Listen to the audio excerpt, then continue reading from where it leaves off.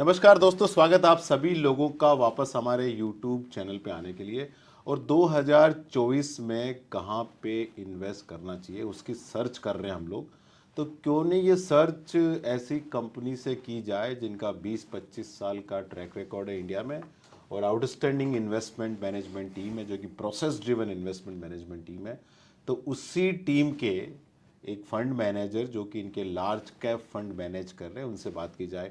तो हाँ जी, हम बात कर रहे हैं डीएसपी इन्वेस्टमेंट मैनेजर की, और उनके जो डीएसपी 100 फंड मैनेज करते हैं मिस्टर अभिषेक सिंह, उनसे हम बात करें। Abhishek, thank you very much for joining our discussion. तो आप लार्ज कैप फंड मैनेज करते हैं एसेंशियली, और 2015 तक तो लार्ज कैप आउट परफॉर्म करते थे ब्रॉडर इंडाइसेस को, अंडरलाइंग बेंचमार्क को। 2015 के बाद हमने जर्नी देखी कि बहुत बड़े क्वेश्चन मार्क आने लग गए लार्ज कैप की एबिलिटी टू जनरेट अल्फा। तो पहले ही डिकोड करने की कोशिश कीजिए हमारे व्यूअर्स के लिए कि अल्फा जनरेट करना क्यों डिफिकल्ट हो गया 2015 के बाद आपके हिसाब से। तो sir 94% of the funds in the large cap category ये अल्फा जनरेट नहीं करते हैं। और जो ये अल्फा है ये होता है कि आप इंडेक्स से कितना ज़्यादा या कम बना रहे हैं अपने फंड में। तो बहुत सारे रीजंस लोग कहते, मतलब I put forth. One is कि large caps are more efficient, तो सारी इन्फॉर्मेशन सबको पता होती है। There is no edge that people like me have.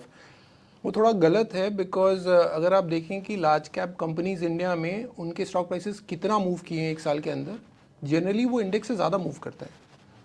और this is true for globally also, for largest market cap companies in the world also. तो top 10 companies in terms of market cap, even their share prices they move a lot. So हमने एक बार ये check किया था कि bottom to peak 86% change हुआ था in the top 10 companies in 1 year. So if you have a good process, you can buy a company at a lower end of your comfort band, and you can also end up selling it at the higher end of a comfort band, because business की value तो 86% change नहीं होती है एक साल के अंदर। दूसरा रीज़न जो लोग कहते हैं बहुत कॉम्पिटिटिव है।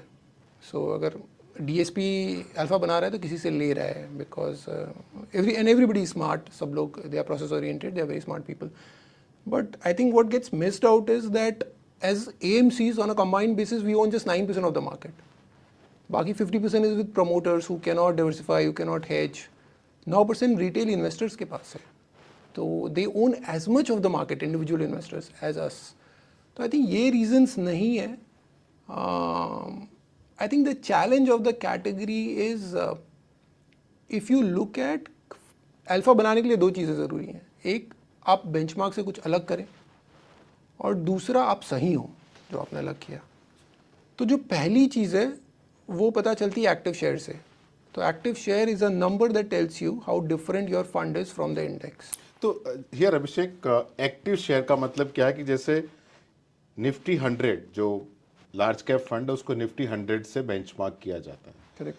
तो व्हेन समबडी से एक्टिव शेयर, तो इसका मतलब है कि जो निफ्टी 100 में वेटेज है उससे अलग वेटेज आप रन कर रहे हो। करेक्ट। तो आपके फंड में कितना परसेंटेज है ऑन एवरेज रहा है? जनरली 60% के ऊपर होता है, पर दैट्स अ गुड नंबर। या that's probably I mean category high. Typically most large cap funds they run 40% kind of active share, 40-45%। और ये नंबर स्मॉल और मिड कैप्स में बहुत ज़्यादा है। स्मॉल कैप्स में इट्स 80%, मिड कैप्स में इट्स 70%। अगर आप कुछ अलग नहीं करेंगे बेंचमार्क से, तो आप बेंचमार्क से ज़्यादा कैसे बनाएंगे? दैट्स सो बेंचमार्क को हक करके बेंचमार्क बीट नहीं किया जा सकता। एग्जैक्टली। तो you have to have active share. Correct. So first call to generate alpha is basically high active share. High active, and high active come from high conviction. या conviction in the process, not in the outcomes. ठीक तो हाँ ना, सही बात है। Process तो अपने हाथ में है नहीं, Yeah. अपने हाथ में मेहनत करना है। या बट पहला स्टेप तो वही है ना या कि कन्विक्शन होना चाहिए। या यू आर राइट। सो कई बार हम चीज़ें, मतलब जो हमारे लार्जेस्ट वेट होते हैं वो उन कंपनीज में होते हैं जहाँ हम ये नहीं सोचते कि इसमें बहुत अपसाइड है। वो हम ये सोचते हैं कि यहाँ डाउनसाइड बहुत कम है, अपसाइड पॉजिटिव सरप्राइजेस की पॉसिबिलिटी बहुत ज़्यादा है। सो you have conviction in knowing that margin of safety is very high. सो ये जो मार्जिन ऑफ सेफ्टी जहाँ पे ज़्यादा होती है वहाँ पे आप बड़ी पोजीशंस ले सकते हैं, इंडेक्स से कुछ अलग कर सकते हैं। और एक्चुअली सबसे ज़्यादा लोग कहते हैं करेज चाहिए होता है हाई कन्विक्शन कॉल्स के लिए. आई थिंक करेज अवॉइड करने के लिए चाहिए होता है. सो जब चीज़ें करेज दोनों तरफ चाहिए. या तो but Not doing anything also is courageous thing. exactly, so not buying something that requires more courage at times. Absolutely. Because everybody else kind of owns it and you don't own it. तो FOMO feeling को avoid करना भी courageous thing है ना. Exactly. It is both way. Courage एक जैसा नहीं होता है कि भाई. तो कुछ ब्रोकरेज हाउसेज हैं वो जो मुझे रिपोर्ट्स बेचते हैं, तो at least in my fund there are some large cap stocks that I am the only one who doesn't own them, at least in the prominent funds in the category. So actually ये तो ज्यादा मेरे हिसाब से when I see a fund manager, मैं ये देखता हूँ कि वो पॉपुलर चीजों से कितना दूर है. क्योंकि अगर पॉपुलर चीजों से दूर रहेगा तो ही पॉसिबिलिटी आउट परफॉर्मेंस की. Otherwise is buying the consensus trade ना. करेक्ट. तो कहाँ से आउट परफॉर्मेंस आएगा. करेक्ट. या absolutely. So you have to be countercyclical. जो चीज़ें सबको अच्छी लग रही हैं उसी समय आपको भी अच्छी लग रही हैं तो थोड़ी मतलब प्रॉब्लम है. जब चीज़ें लोगों को अच्छी नहीं लग रही हैं, that is the time when you have to go and. So जैसे मैंने आपके फंड में देखा कि आपने 2023 में you started going overweight on pharma. Health It care. was not a particularly favored sector at that time. Correct. And luckily it played out for you. Correct. तो आपको उस टाइम क्या दिखा था कि आपने हेल्थ केयर की तरफ इतना you got attracted toward health care? या सो अगेन हम ये देख रहे थे कि इसमें डाउनसाइड कितना है. तो बहुत सारे बिजनेसेस में जो एक्सपोर्ट्स बिजनेस था it was available almost for free. So market was giving value only to the Indian businesses. And I am not saying कि मार्केट गलत था, क्योंकि काफ़ी गलतियाँ भी हुई हैं, काफ़ी कैश बर्न भी हुआ है ग्लोबल बिजनेसेस में. बट चीज़ें इस पॉइंट पे थी when you are talking to people there, talking to people in US, talking to managements, लग रहा था कि capital is moving away from this industry. लोग और इन्वेस्ट नहीं कर रहे हैं और पैसा नहीं डाल रहे हैं यहाँ पे. तो basically that is a very good sign that things can improve. Bottom out almost लग रहा है कि बॉटम आउट हो गया. और वो it was we were lucky honestly कि वो 1 साल में हो गया. हो सकता है वो 2 साल में होता. लक तो तब अगर आप लेते नहीं तो भी बढ़ता, वो तो बढ़ गया. तो पहला लक तो सेकेंडरी पार्ट है ना, पहला कन्विक्शन है ना. या है कि नहीं. Yeah, and thankfully it worked out pretty quickly. But talking to participants, it was quite obvious कि चीज़ें इससे बुरी और बुरा होना शायद मुश्किल है. So you look at odds which are in favor of these delivery. Always. Better return than the indices. That's what you do. You don't think in terms of better return than Vijay ji वो Nifty 12-13% देता है. अगर आप conservative expectation पे आपको लगता है कि हाँ 12-15% बन सकता है मेरा, and typically market surprises both the optimists and the pessimists. Exactly. हाँ. तो अगर एक्सपेक्टेशंस कम है, वैल्यूएशंस आपके फेवर में है, और तभी भी आपको लग रहा है इस पे मेरा 12-13% बन सकता है, तो you eventually end up making More more money. Because markets Market surprisingly positively. So या that was the call. It kind of worked out. So अगर आप अल्फा जनरेट करते हैं तो एक बहुत बड़ा मिसकंसेप्शन लोगों के अंदर है कि फंड मैनेजर को कंसिस्टेंटली अल्फा जनरेट करना चाहिए. मेरा 30 साल का अंडरस्टैंडिंग है बाजार में कि अगर यू कैन बी अल्फा और यू कैन बी कंसिस्टेंट, आप दोनों नहीं हो सकते. अगर दोनों कुछ रहे तो कुछ बुक्स में गड़बड़ है.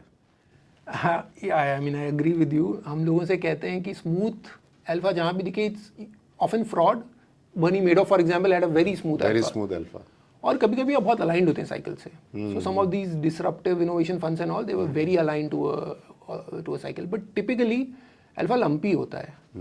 लीनियर अल्फा जनरली नहीं होता है. And that is the challenge and that is also the opportunity both for investors and fund managers. ठीक बात है. You have to be willing to take the pain of underperformance. And तो वो आप pen लेने की कितनी फर्म में ताकत है. क्योंकि देखो अगर आपको अगर आप एक्टिव मैनेजर हो तो आप अल्फा जनरेट करने के लिए जाओगे, और अल्फा जनरेट करने के लिए अल्फा लंपी आता है. इसका मतलब क्या है कि वो लंपी अंडर परफॉर्म्स करेगा, लंबी आउट परफॉर्म करेगा. तो जब अंडर परफॉर्म्स करते हो तो क्या हर दिन कैसा निकलता है आप लोगों को. नहीं, इट्स विजय जी एकदम, मतलब as I keep telling people it's a torturous existence. मतलब आप पूरे दिन, बिकॉज हमारा जॉब ऐसा नहीं है, मैथ नहीं है. मैं किसी को प्रूव नहीं कर सकता कि मतलब you are always dealing with odds and probabilities. तो जैसे हम जब चीज़ें अच्छी चल रही होती हैं तभी भी आप डाउट में होते हैं. At least I am always in doubt. When you are doing well you keep thinking that this is fragile, you just got lucky. जब बुरा कर रहे होते हैं तब तो मतलब anyway start doubting everything. But I think that is the job. ये जो अल्फा है कुछ इसके लिए आपको पे करना है, कुछ कीमत होती है उसकी. ये जो पेन है जो फंड मैनेजर्स हमारे जैसे the pain that they go through, I think that is the cost that we have to bear to deliver better outcomes over decent horizon. तो व्यूअर देखिए, कोई भी फील्ड में जो टॉप परफॉर्मर होता है ना, वो हमेशा एंग्शियस होता है. हमेशा इनसिक्योर होता है। सचिन तेंदुलकर बड़े मैच के पहले रात को सोता नहीं था। अमिताभ बच्चन कोई भी बड़ी परफॉर्मेंस के पहले बहुत एंक्शस होता है। और कोई भी फंड मैनेजर, जितना अच्छा फंड मैनेजर होता है ना, वो उतना ही अनसर्टेन होता है फ्यूचर के लिए, क्योंकि जितना अनसर्टेन होगा उतना तैयारी ज़्यादा करके आएगा वो। तो ये बहुत इंपॉर्टेंट चीज़ है। कोई ज़्यादा कॉन्फिडेंट साउंडिंग आपको आदमी लगे तो मेरे हिसाब से वो फंड मैनेजर वेरी रेयरली होता है। Most of the fund manager जिनसे मैंने डील किया ना, they are very very cautious, very anxious, थोड़ा एजी लगता है, बट दे डिलीवर नंबर्स। तो इस बात का ज़रूर ध्यान रखें आप लोग कि confidence sometime may not be the greatest virtue in the fund management industry. तो आप बताइए कि अल्फा जो लंपी आता है, ओके, तो ऐसा पीरियड होता है कि आप अंडर परफॉर्म करोगे, ऐसा पीरियड होता है कि आप आउट परफॉर्म करोगे। तो अगर किसी इन्वेस्टर को किसी फंड में अल्फा चाहिए, देखिए अल्फा के दो हिस्से हैं, एक तो अल्फा है फंड का और एक इन्वेस्टर का अल्फा है। करेक्ट। तो इन्वेस्टर का अल्फा, हमको तो इन्वेस्टर के अल्फा से मतलब, हमको फंड मैनेजर के अल्फा से मतलब नहीं है। करेक्ट। तो फंड ने तो अल्फा जनरेट किया, लेकिन इन्वेस्टर उस टाइम पे नहीं है। करेक्ट। और इन्वेस्ट जब अल्फा जनरेट नहीं करा तब इन्वेस्टर उस टाइम टिका हुआ बाजार में, तो उसका अल्फा नहीं बना। करेक्ट। तो अल्फा इन्वेस्टर को मिलने के लिए इन्वेस्टर को क्या करना चाहिए? सो पहले आई थिंक विजय जी बहुत अंडर अप्रिशिएटेड है कि लोगों को ये नंबर पता भी नहीं होता कि उनके टोटल इन्वेस्टेबल नेटवर्क पे वो कितना बना रहे हैं। अगर आपकी 100 रुपये की सेविंग है तो आप उसमें से शायद 10 रुपये या 20 रुपये आपने किसी फंड में डाल रखे हैं, आप उसी को मॉनिटर कर रहे हैं। जिस चीज़ से आप अपना घर खरीद सकते हैं, आप अपने बच्चों को पढ़ाई के लिए भेज सकते हैं, वो है टोटल आप रिटर्न कितना बना रहे हैं। टिपिकली ये रिटर्न इंडिया में एटलीस्ट आर गेसेस ये सिंगल डिजिट लोग बना रहे हैं, 7-8%, 9% रिटर्न ये लोग बना रहे हैं। हमने अपने फंड्स के लिए चेक किया, जब फंड 15-17% रिटर्न बना रहे होते हैं ओवर 10-15 ईयर्स, तो एवरेज इन्वेस्टर उस फंड में 8% ही बना रहा होता है। ऐसा क्यों होता है? Because of pro cyclical behaviour. जब कोई फंड या स्टाइल अच्छा कर रहा होता है, सारा पैसा लोग तब उसमें इन्वेस्ट करते हैं। Today for example a lot of money is coming into small caps because small caps have done well. कल को अच्छा नहीं करेंगे, जब अच्छा टाइम होगा उन्हें खरीदने का, तब लोग उन्हें बेच रहे होंगे। ये फंड के साथ होता है, ये एसेट क्लासेस के साथ होता है, ये डिफरेंट मार्केट कैप्स सेगमेंट्स के साथ होता है। एंड दैट इज़ वाई बहुत सारे केसेस में फंड फैक्ट शीट्स में तो अल्फा है पर आपके पोर्टफोलियोज में नहीं है। इसीलिए one of the most important things जो हमारी इंडस्ट्री का चैलेंज है वो ये है कि हम कैसे इन्वेस्टर्स को, how can we make them stay invested for a long horizon. आप एक कंजर्वेटिव हाइब्रिड फंड में भी अगर आप इन्वेस्टेड हैं 10 साल के लिए, तो शायद जो आपका रिटर्न है पोस्ट टैक्स बेसिस पे जो आप आज बना रहे हैं सारी एक्टिविटी करके, उससे ज़्यादा है। This is something that very few people realise, और ये चीज़ हम कम्युनिकेट करने की कोशिश करते हैं, समझाने की कोशिश करते हैं। और finally I mean everybody, I mean I will say my fund is the best and my MC is the best and we try to be the best.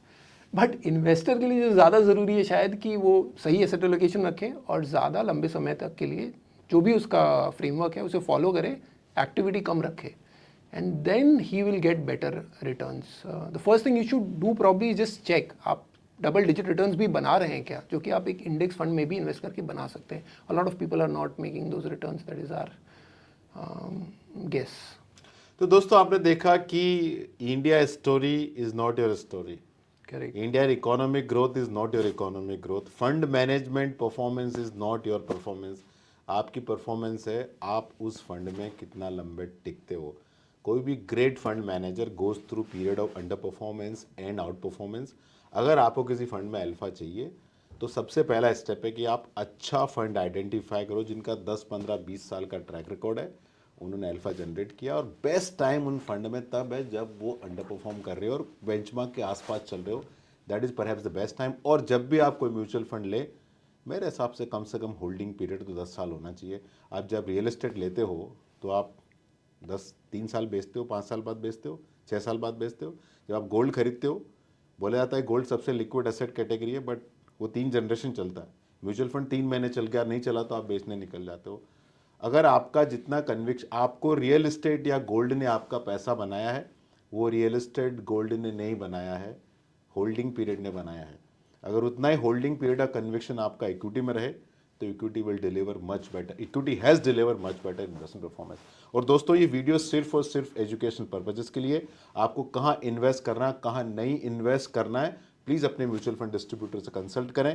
और mutual fund investments are subject to market risk, please read offer document carefully before investing. और हमने जो भी कहीं data दिए हैं सारे पास data है, फ्यूचर में ऐसा होगा कि नहीं होगा मुझे पता नहीं है। फाइनली ये आपका पैसा, ये आपका फ्यूचर, आप डिसाइड करें। हम इस पूरे प्रोसेस में बहुत ही छोटे इनेबलर हैं। धन्यवाद। Mutual fund investments are subject to market risks. Read all scheme related documents carefully.